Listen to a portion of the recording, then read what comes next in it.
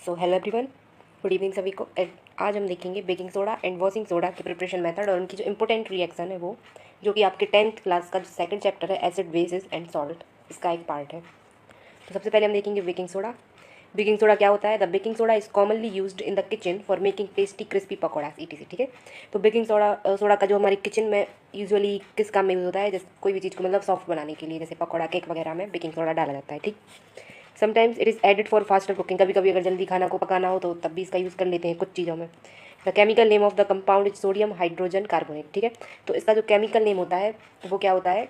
Sodium hydrocarbonate. ठीक, या hydrogen carbonate या बाइकार्बोनेट भी बोल सकते हैं इसको। ठीक है, सोडियम बाइकार्बोनेट भी बोलते हैं। ठीक है, तो जितने भी कंपाउंड हैं सभी के देखो, सभी का एक तो नॉर्मल कॉमन नेम होता है। ठीक है, और उसके बाद उसका एक केमिकल नेम भी होता है। ठीक है, जैसे ये एक NaHCO3 है, इसका भी जो कॉमन नेम है वो क्या है? बेकिंग सोडा, और इसका केमिकल नेम क्या है? सोडियम हाइड्रोजन कार्बोनेट, या फिर इसी को बोल सकते हैं हम sodium bicarbonate.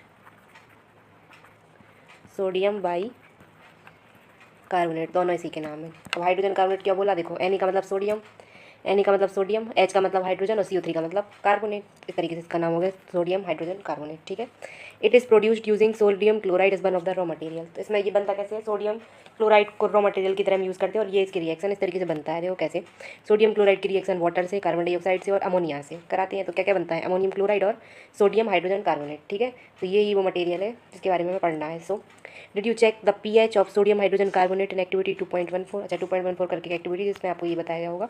Can you correlate भाई it can be use to neutralise an acid? क्या आप बता सकते हैं कि ये किसी भी एसिड को न्यूट्रलाइज कैसे क्यों कर सकता है? ठीक है, अच्छा, एक बात तो बिल्कुल पता होगी कि एसिड को अगर न्यूट्रलाइज करना है तो उसमें हम क्या मिलाते हैं? बेस मिलाते हैं। ठीक है, और यदि बेस को न्यूट्रलाइज करना है तो उसमें क्या मिलाते हैं? एसिड मिलाते हैं। ठीक है, so it is a mild non corrosive basic salt. तो ये क्या? एक माइल्ड है। माइल्ड का मतलब समझते हैं जो ज़्यादा, जैसे ज़्यादा रिएक्टिव है, ज़्यादा तेज ना हो। माइल्ड का मतलब पतला सा बोल सकते हैं, पतला भी नहीं, मतलब जिसकी रिएक्टिविटी कम हो, इस तरीके से। ठीक है, नॉन कॉरोसिव, कॉरोसिव का मतलब क्या होता है? जो मतलब जो नुकसान पहुंचा सकता है किसी भी चीज़, मतलब। ठीक है, तो नॉन कॉरोसिव का मतलब हो जाएगा कि जिससे मतलब नुकसान नहीं पहुंचता है, हाथ वाथ ना जले, ऐसा। The following reactions takes place when it is heated during cooking. तो फॉलोइंग रिएक्शन टेक्स प्लेस होती है। देखो, जब सोडियम हाइड्रोजन कार्बोनेट को किसी भी खाने वाली चीज़ के साथ हीट करते हैं यानी पकाते हैं तो क्या क्या होता है? उसमें सोडियम कार्बोनेट बनता है, वाटर बनता है और कार्बन डाइऑक्साइड बनती है। ठीक है, sodium hydrogen carbonate has got various uses in the house hold. तो घर के कामों में जो सोडियम हाइड्रोजन कार्बोनेट है उसका बहुत ज़्यादा यूज़ है। जैसे सबसे पहला हम पढ़ेंगे यूजेज ऑफ बेकिंग सोडा। तो सबसे पहला क्या है? For making baking powder. Baking powder बनाने के लिए सबसे पहले तो क्या बनाने के लिए? बेकिंग पाउडर बनाने के लिए। ठीक, जैसे which is a mixture of baking soda यानी sodium hydrocarbonate and a mild edible acid. एक माइल्ड मतलब जो बहुत कम रिएक्टिव है, बीच का, और खाने लायक जो एसिड है। देखो, हम लोग एसिड भी खा सकते हैं, जैसे सिट्रिक एसिड है जो नींबू में होता है, तो हम खाते तो हैं ही। जरूरी नहीं है कि सारे एसिड स्ट्रॉन्ग हो, कुछ वीक भी होते हैं, जैसे सिट्रिक एसिड हो गया। ठीक है, इसके बाद एक एसिटिक एसिड हो गया करके, जो कि अचार वगैरह में डलता है। तो ये सब एसिड्स हम खा सकते हैं क्योंकि ये माइल्ड होते हैं। सो जैसे टार्टरिक एसिड भी है जो इमली में होता है। ठीक है, when baking powder is heated और मिक्सड इन वाटर। जब बेकिंग पाउडर को वाटर में मिक्स किया जाता है या हीट किया जाता है तो फॉलोइंग रिएक्शन होती है। देखो, ये NaHCO3 और H+ का मतलब क्या हुआ? ये किसी एसिड से आया। देखो, पिछले वीडियो में बताया था कि जहाँ पर भी H+ हो समझ लेना वो क्या है? एसिड है। और जहाँ पर भी क्या हो? OH- हो। ठीक है, क्या? OH- तो वो क्या है? बेस है।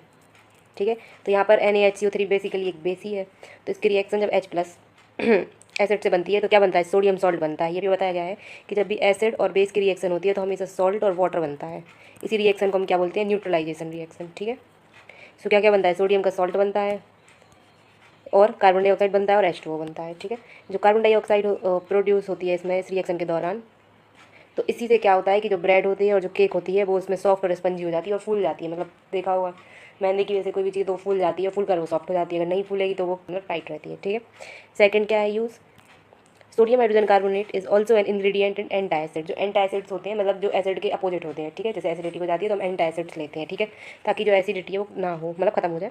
क्यों? क्योंकि बीइंग एल्कलाइन, एल्कलाइन होने की वजह से ये क्या करता है? इट न्यूट्रलाइजेस, ये न्यूट्रलाइज कर देता है एक्सेस एसिड को, जो अधिक एसिड है उसको न्यूट्रलाइज कर देता है इन द स्टमक, पेट में, और हमें रिलीफ मिलता है, आराम मिलता है। ठीक है, हमेशा याद रखना, जब भी एसिड की रिएक्शन किसी भी बेस से होगी तो हमेशा क्या बनेगा?